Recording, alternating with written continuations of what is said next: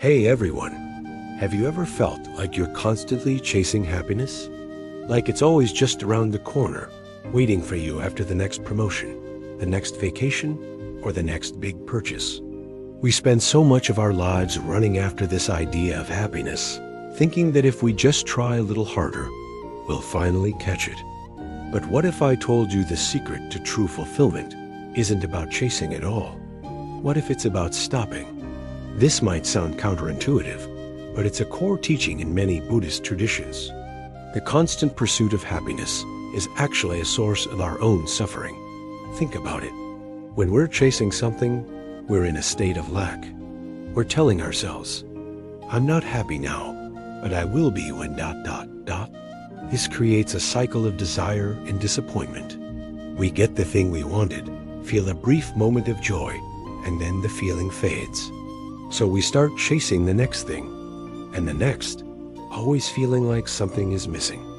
The Buddhist perspective offers a radical shift. It suggests that happiness isn't something you find outside of yourself. It's a state you uncover within. It's already there, buried under layers of expectations, attachments, and anxieties. The real work isn't about adding more to our lives, but about letting go of what's weighing us down. So, what are we supposed to let go of? It starts with our attachment to outcomes.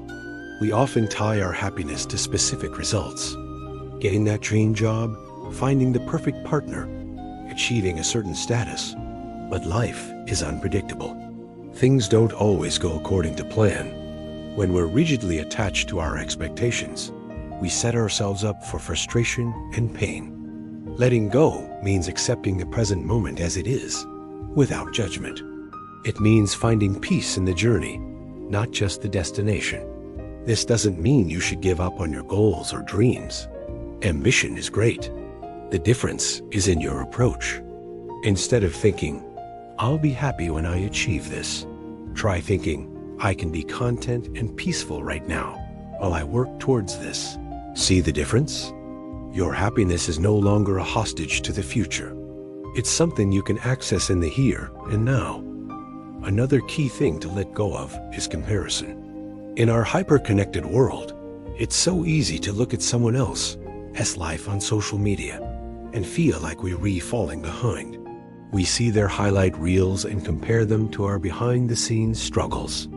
This comparison is a thief of joy. The truth is, everyone's path is different. Letting go of comparison means focusing on your own journey, celebrating your own progress, and being grateful for what you have right now.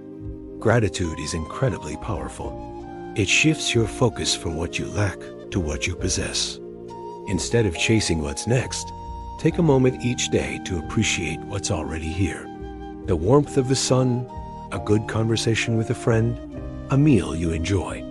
These small moments of presence and appreciation are the building blocks of a truly fulfilled life. They ground you in the present and reveal the quiet joy that's always available. The secret, then, is simple but not easy.